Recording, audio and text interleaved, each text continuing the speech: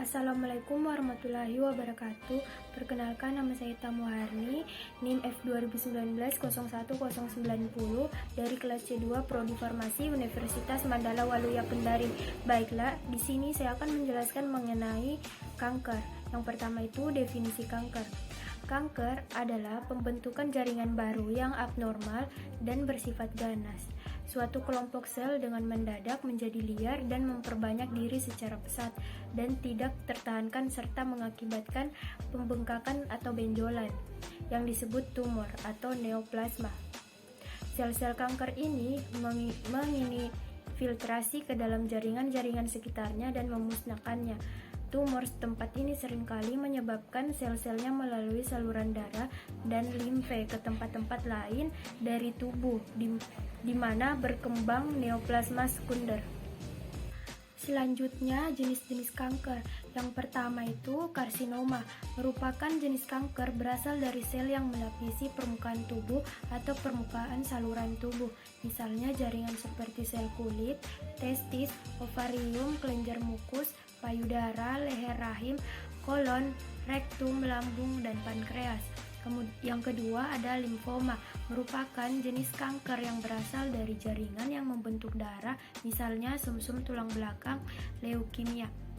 Yang ketiga ada sarkoma, merupakan jenis kanker akibat kerusakan jaringan penunjang di permukaan tubuh, seperti jaringan ikat, sel-sel otot, dan tulang.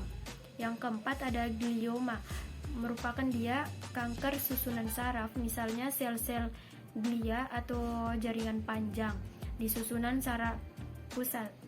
Yang kelima ada karsinoma in situ. Dia istilah untuk menjelaskan sel epitel abnormal yang masih terbatas di daerah tertentu sehingga dianggap lesi prainvasif atau kelainan atau luka yang belum menyebar. Kemudian masuk di mekanisme kerja obat anti kanker, di mana dia merusak DNA sel kanker sehingga replikasi sel berhenti. Lalu dia ada mengganggu pada fase S, menghambat pembentukan DNA baru sehingga replikasi sel berhenti. Lalu dia ada menghentikan proses mitosis sel kanker sehingga sel kanker tidak dapat membelah menjadi. Kemudian di mana dia juga obat sitotoksik biasanya diberikan pada stadium awal kanker atau pada tumor yang masih baru. Untuk kemoterapi bekerja pada fase aktif, bukan pada fase istirahat. Selanjutnya masuk pada penyebab terjadinya kanker, di mana sel tumor yang sudah membelah terdapat dalam beberapa fase, yaitu fase mitosis, pasca mitosis atau G1, fase sintesis DNA atau fase S, dan fase pramitosis atau G2. Pada akhir fase G1 terjadi peningkatan RNA disusul dengan fase S yang merupakan saat terjadinya replikasi DNA. Setelah fase S berakhir, sel masuk dalam fase pramitosis atau G2 dengan ciri sel berbentuk tetraploid, mengandung DNA 2 kali lebih banyak daripada sel fase lain dan masih berlangsungnya sintesis RNA dan protein.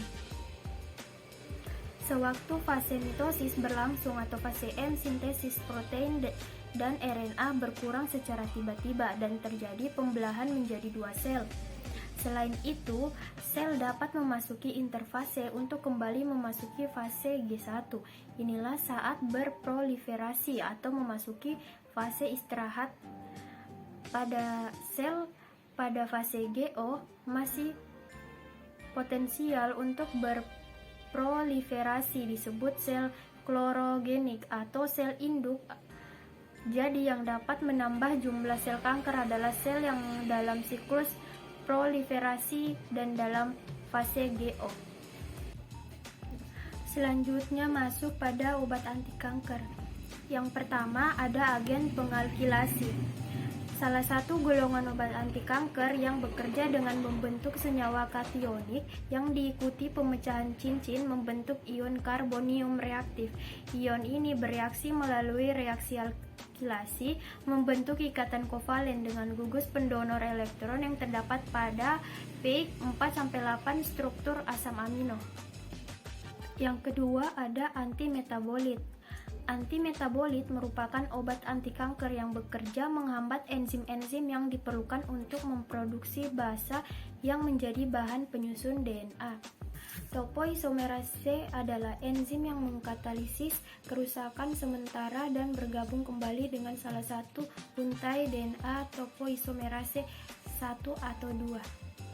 Penghambat mitosis merupakan obat yang terbuat dari tumbuh-tumbuhan.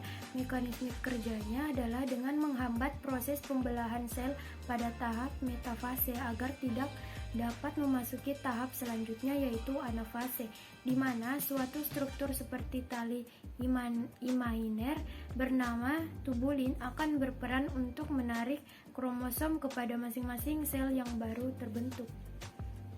Baik, itulah yang dapat saya sampaikan mengenai anti kanker.